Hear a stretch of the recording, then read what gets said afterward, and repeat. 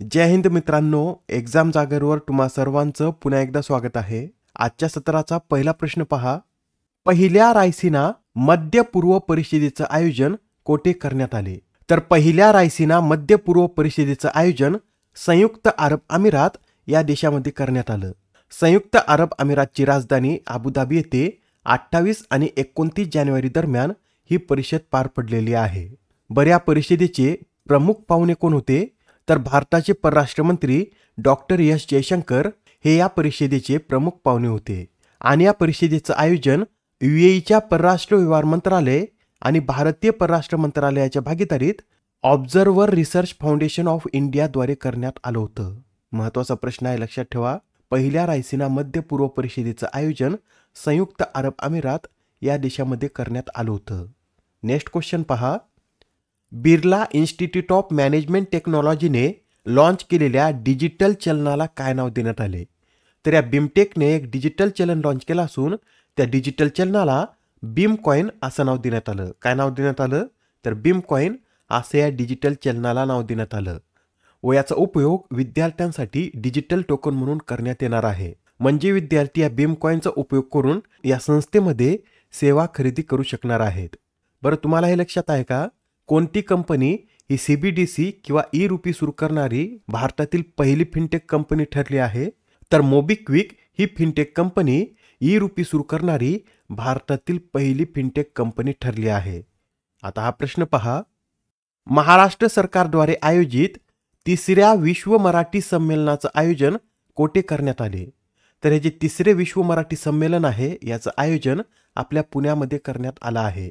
आणि या संमेलनाचं उद्घाटन 31 जानेवारी रोजी करण्यात आलं असून हे संमेलन 2 फेब्रुवारीपर्यंत चालणार आहे. येणाऱ्या एक्झाममध्ये हा प्रश्न विचारण्यात येईल, त्यासाठी IMP म्हणून नोट करून घ्या. महाराष्ट्र सरकारद्वारे आयोजित 3ऱ्या विश्व मराठी संमेलनाचं आयोजन आपल्या पुण्यामध्ये करण्यात आलं आहे. Next question. कुंभमेळ्यात झालेल्या चेंगराचेंगरीच्या घटनेची चौकशी करण्यासाठी कोणाच्या अध्यक्षतेखाली एक न्यायिक समिती स्थापन करण्यात आली? तर आता कुंभमेळ्यात जी चेंगराचेंगरी झाली होती त्याच्या चौकशीसाठी एक न्यायिक समिती स्थापन करण्यात आली असून त्याचे अध्यक्ष हे हर्षकुमार असणार आहेत. हे जे हर्षकुमार आहेत हे अलाहाबाद उच्च न्यायालयाचे निवृत्त न्यायाधीश असून ते या 3 सदस्यीय समितीचे अध्यक्ष म्हणून कार्य करतील. या समितीत इतर जे 2 सदस्य आहेत त्यांची नावे सांगायची झाली तर यामध्ये माजी पोलीस महासंचालक VK गुप्ता आणि निवृत्त IAS अधिकारी DK सिंग यांचा देखील समावेश आहे. मित्रांनो, याआधी सुद्धा काही अशाच महत्त्वपूर्ण समित्या स्थापन करण्यात आलेल्या आहेत, त्या सुद्धा आपण एकदा पाहून घेऊया. तर पहा, GDPच्या बेस इयरमध्ये बदल करण्यासाठी विश्वनाथ गोल्डर यांच्या अध्यक्षतेखाली एक सल्लागार समिती स्थापन करण्यात आली. तसेच संबल हिंसाचाराची चौकशी करण्यासाठी देवेंद्र कुमार अरोरा यांच्या अध्यक्षतेखाली समिती स्थापन करण्यात आली. तसेच AIच्या नैतिक वापरासाठी RBIने पुष्पक भट्टाचार्य यांच्या अध्यक्षतेखाली एक समिती स्थापन केली आहे. या काही महत्त्वाच्या समित्या आहेत, नोट करून घ्या. आणि आता हा प्रश्न पहा. 10व्या सायन्स फिक्शन फिल्म फेस्टिवलचं आयोजन कोठे करण्यात आले? तर हा जो 10वा सायन्स फिक्शन फिल्म फेस्टिवल आहे याचं आयोजन गोव्यामध्ये करण्यात आलं असून गोव्यामधील पणजी येथे हा फिल्म फेस्टिवल 29 जानेवारीपासून सुरू झाला असून हा फेस्टिवल 1 फेब्रुवारीपर्यंत चालणार आहे.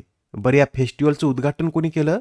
तर गोव्याचे मुख्यमंत्री प्रमोद सावंत यांनी या फेस्टिवलचं उद्घाटन केलं आहे. आणि या फिल्म फेस्टिवलची थीम सुद्धा नोट करून घ्या. हरित क्रांती अशी या फिल्म फेस्टिवलची थीम आहे. Next question. मित्रांनो, आता 31 जानेवारी रोजी निर्मला सीतारामन यांनी आर्थिक पाहणी अहवाल सादर केला. तर या प्रश्नामध्ये आपल्याला काय विचारण्यात आलं? तर कधीपासून अर्थसंकल्प सादर करण्याच्या आदल्या दिवशी आर्थिक पाहणी अहवाल सादर केला जातो? तर सुरुवातीला आर्थिक पाहणी अहवाल हा अर्थसंकल्पाबरोबरच सादर केला जात असे, पण 1960 पासून अर्थसंकल्प सादर करण्याच्या आदल्या दिवशी हा आर्थिक पाहणी अहवाल सादर केला जात आहे. आपला अर्थसंकल्प सध्या 1 फेब्रुवारी रोजी साजरा केला जातो आणि त्याच्या आदल्या दिवशी म्हणजेच 31 जानेवारी रोजी हा आर्थिक पाहणी अहवाल सादर केला जातो. बरं, हा आर्थिक पाहणी अहवाल कोणाच्या देखरेखीखाली तयार केला जातो? तर मुख्य आर्थिक सल्लागारांच्या देखरेखीखाली याची निर्मिती केली जाते. आणि पहिल्यांदा आर्थिक पाहणी अहवाल हा 1950-51 दरम्यान सादर करण्यात आला होता. आणि यंदाच्या आर्थिक पाहणी अहवालानुसार आर्थिक वर्ष 2025-26 साठी सकल देशांतर्गत उत्पादन म्हणजे GDP वाढीचा दर हा 6.3 ते 6.8% राहण्याचा अंदाज वर्तवण्यात आला आहे. ठीक आहे, एवढे पॉईंट तुम्ही नोट करून घेतले असतील. तर आता हा प्रश्न पहा. खेलो इंडिया विंटर गेम्सच्या पहिल्या टप्प्यात पदतालिकेत पहिले स्थान कोणी पटकावले? आता नुकताच खेलो इंडिया विंटर गेम्सचा पहिला टप्पा पार पडला असून याच्या पहिल्या टप्प्यात लडाख या केंद्रशासित प्रदेशाने पहिला क्रमांक पटकावला आहे. या पहिल्या टप्प्यात लडाखने एकूण 4 सुवर्ण पदकासह पहिले स्थान मिळवलं आहे. त्यानंतर या 3 सुवर्ण पदकासह तामिळनाडू हे दुसऱ्या क्रमांकावर आहे आणि आपलं महाराष्ट्र हे 2 सुवर्ण पदकासह तिसऱ्या स्थानावर आहे. आपल्या महाराष्ट्राने यात एकूण 10 पदक मिळवली आहेत. मित्रांनो, आपण याआधी हे सुद्धा पाहिलं होतं की या खेळाच्या पहिल्या टप्प्यात आईस हॉकीचं सुद्धा आयोजन करण्यात येणार आहे व यंदाच्या या आईस हॉकीचं विजेतेपद भारतीय सैन्यानंच पटकावलं आहे. या स्पर्धेविषयी अजून थोडक्यात आपण माहिती पाहून घेऊया. या स्पर्धेचा पहिला टप्पा 23 ते 27 जानेवारी दरम्यान लडाखमधील लेह येथे पार पडला असून या पहिल्या टप्प्यात आईस हॉकी आणि आईस स्कीइंग या स्पर्धांचं आयोजन करण्यात आलेलं आहे. आता या स्पर्धेचा दुसरा टप्पा 22 ते 25 फेब्रुवारी दरम्यान जम्मू काश्मीरमधील गुलमर्ग येथे आयोजित करण्यात येणार असून या टप्प्यादरम्यान alpine skiing, Nordic skiing, ski पर्वतारोहण आणि स्नोबोर्डिंग या स्पर्धांचं आयोजन केलं जाईल. Next question. ICC महिला अजिंक्यपद स्पर्धेचं विजेतेपद कोणी पटकावले? तर या ICC महिला अजिंक्यपद स्पर्धेचं विजेतेपद ऑस्ट्रेलियानं पटकावलं असून सलग आता तिसऱ्यांदा ऑस्ट्रेलियानं ही स्पर्धा जिंकली आहे. या स्पर्धेचा ऑस्ट्रेलिया 39 गुणांसह विजेता ठरला असून आपल्या भारताला 37 गुण मिळाले आहेत, तर इंग्लंड 32 गुणांसह यात तिसऱ्या स्थानावर आहे. ही जी ICC महिला अजिंक्यपद स्पर्धा आहे याचं आयोजन 2014 पासून केलं जातं. पुढील प्रश्न.